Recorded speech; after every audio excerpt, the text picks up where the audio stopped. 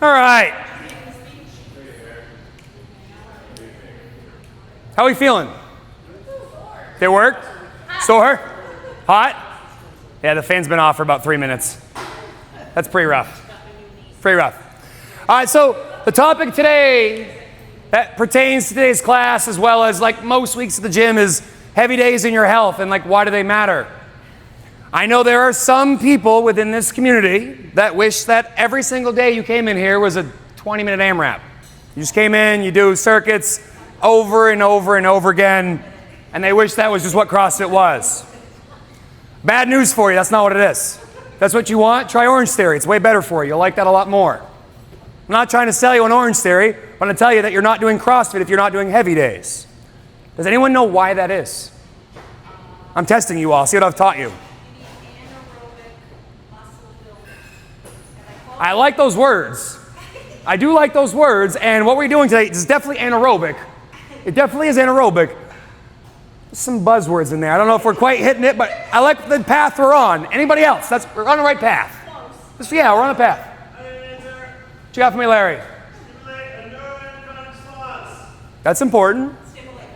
Stimulate a neuroendocrine response. Exercise should change you either neurologically or hormonally. That's what neuroendocrine response is. Exercise should, when effective, changes you hormonally or neurologically. That is one of the answers, yes. Thank you. Gold star, Larry. Anybody else? Higher intensity. Ooh. Ooh. Ooh. I like the path we're on. Go ahead, Daniel. So we can get stronger? I like that. I like that. CrossFit at its core is a core strength and conditioning program, not just a conditioning program. It is a strength and conditioning program. You need these two things in conjunction with one another. Why? Anyone know? So you keep up with your grandma. Yeah. I mean, in real world application, yes, that is exactly why. But anyone else know why? You were on the right path when you said it. Say it again. Intensity. All right, cool. So we've talked about this before. Intensity is directly correlated to what? Power. Yes. Power equals, anyone remember? Yes. Something over time. Yes, work over time. You're doing great, Julia. All right.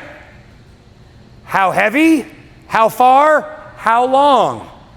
We boil that down to force times distance over time. Work is force times distance. How far, how heavy, how long did it take? There are no movements that you can do in an Orange Theory or next day on a treadmill that delivers the same level of power that a 1 rep max clean and jerk, snatch, back squat, deadlift, you name it, 1 rep max, that can give you. There is no other movement you can do than those compound joint exercises where we move a heavy weight a long distance quickly. Now, even on your world's slowest squat, which maybe take 3 seconds, you are generating a ton of force. You have your body weight, you have the weight on the bar, and you travel a great distance. You create power uniquely. It doesn't matter how fast I do my air squats. I cannot generate the same power I can when I put 300 pounds on my shoulders and squat. Well, maybe at some point I could, but I have to squat really, really fast, and it's probably not going to happen.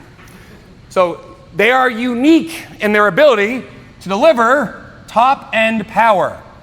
Now, you guys have seen me draw this curve before. We talk about work capacity across broad time and mobile lanes, the whole CrossFit tagline. What that simply means is you can do shit. And it doesn't matter if the shit takes you a half a second or 4 hours. On this graph, we are representing from short time domain to long time domain. So think 1 second up to hours. And we have down here, lying in bed, all the way to 1 rep max clean and jerk at 500 pounds. Very big span of power. There is nothing in the gym that is more efficient at creating short-term power than explosive heavy lifting. Back squats, deadlifts, clean and jerk snatches. This time domain of less than 10 seconds per effort. Now, get me right, you take the bar out and do 5 back squats, it probably takes you more than 10 seconds. But any individual squat doesn't take you 10 seconds unless we're, tempoing on purpose. Now, what that does for you is it elevates this section of your graph at sub 10 seconds or less. It is helping you build top end power. Now, when you're moving in very small windows of time, you can do things that are very explosive and very powerful. Think like jumping on the tallest box you could jump on. You do that instantaneously and you move your entire body mass from the ground to maybe 36 inches off the ground. That's a very explosive, powerful movement. Clean and jerk, same idea. You take 150 pounds from the ground, you put it over your head in a half a second. That's very, very powerful. Whereas like way over here is like your 24-hour walkathon, right? Does do a lot for you, but not very much for top end power. It's a pretty low power activity. Now, it is very possible for you to have top end power and dog shit power elsewhere. This is your world-class power lifter. The guys that get winded walk into their car after they do their 100 max deadlift. They have tremendous power in short time domain. You tell them to pull 1,200 pounds off the ground, cool. Now walk from your car to the grocery store with your grocery bags. Winded. It's very possible to have top end power and very bad power endurance. Conversely though, if you've got low power in your short time domain, there's a good chance that the rest of this curve looks like this. This change between the person who does have top end power versus the person who doesn't have top end power is a change in work capacity, which in layman's terms means shit you can do outside of here.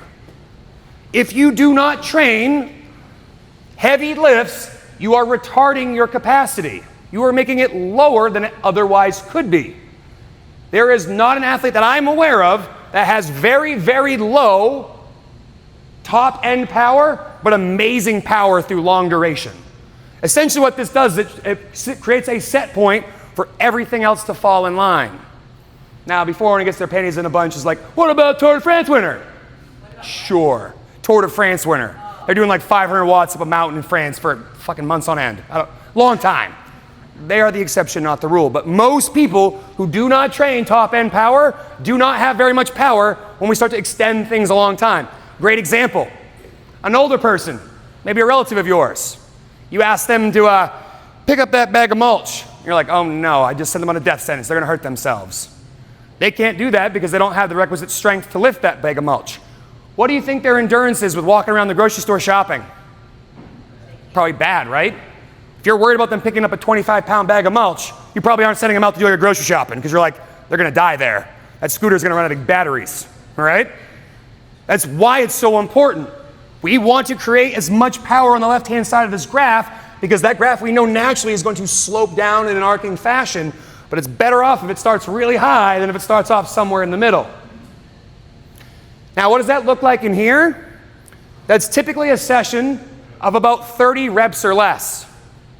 So when we do like a 5x5 back squat, we're pretty close to the top end in terms of volume that creates change.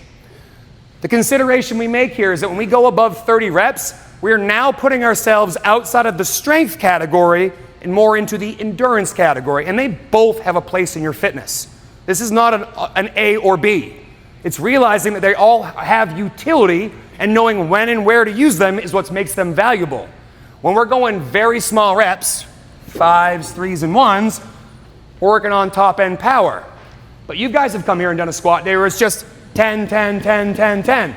That's a bit more muscle endurance. That's like from that 10 seconds to like maybe there.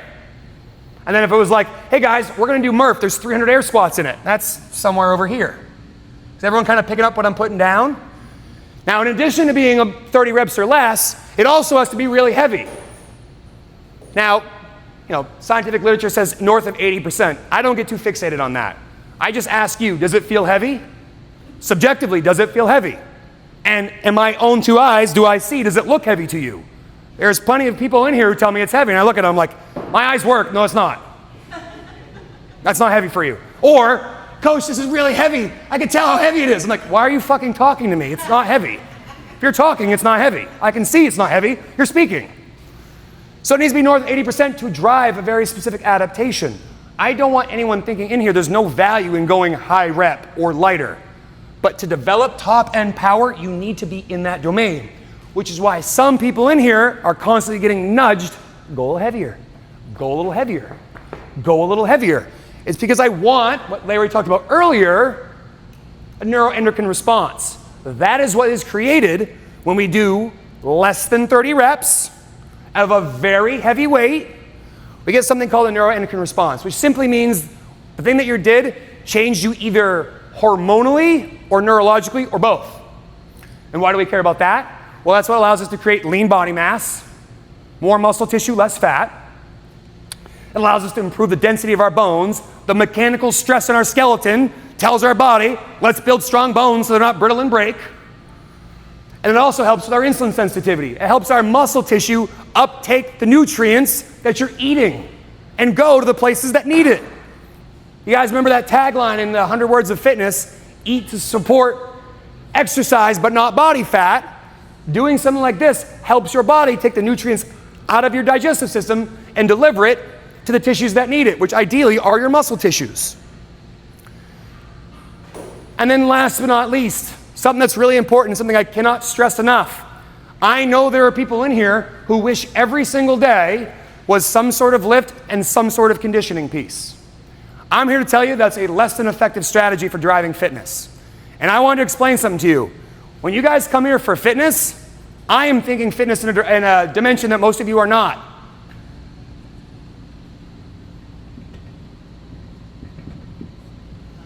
"3D. I don't give a shit in any one instant how fit you are, other than the fact that I'd like to see it improve over time. But over time is what's actually valuable. Fitness across your lifespan. The more fitness you all develop right now, the more you'll carry it through the rest of your life. That is the fitness that I am after. And sometimes that means right now in the instant, no, you can't go heavier, Larry. Sorry. We don't have the mechanics down yet. I want you to be here for the rest of your life, not just a few months when you were in your 60s or 70s, right? I don't want that. I want you here forever. And if I let you put the cart before the horse, you could drive up power really easy. You want to know how? Steroids. I'll drive that power up real fucking high. Do you think you'll live a long, healthy life? No. So that's not what the fitness we're after here. We're after as much fitness as possible. And when you do the type of training I was describing, Metcon and lifting in the same class, typically you like one of those more than the other. Can everyone relate? Right? Most of us like to do the things we like to do and don't like to do the things we don't like to do. More often than not, if you got two things, there's one thing you're excited about and the other thing like, fuck, I'll do it, I'm there, but I don't really care about it. Right? If we do that every single class, you are more often than not going to gravitate towards the thing you like and mail in the thing that you don't like. You love lifting, you don't give a shit about conditioning, you go balls to the wall in the back squats, you're like, fucking wall balls, goodbye, and you leave. Or conversely, yeah, those squats are super heavy, man, I was having a great time. And the whole time you're chatting, you're going every 30 seconds, you're missing the point, then you hammer the Metcon. See that? 25 rounds. When we do that day in and day out, you are forced to make a choice. Because every single day, everybody has a finite battery, from full to empty. I like to use real world examples. Who here loves making really important decisions late in the afternoon? Fuck off, Kate, stop it. She's lying. Do you know why most of us do much better and are more productive first thing in the morning? We just wiped the slate clean last night while we slept. Our give a shit's super duper high. As the day goes on, our give a shit goes lower and lower and lower. Who here has flown in the airport at like midnight and be like, fuck, I love Dairy Queen. And when you would never touch the stuff otherwise. That's your give a shit gone. All right? The same goes for every single CrossFit class. All right? You come into class and there's a killer lift ahead of your Metcon and you get all the way down here. This was what's used during that lift.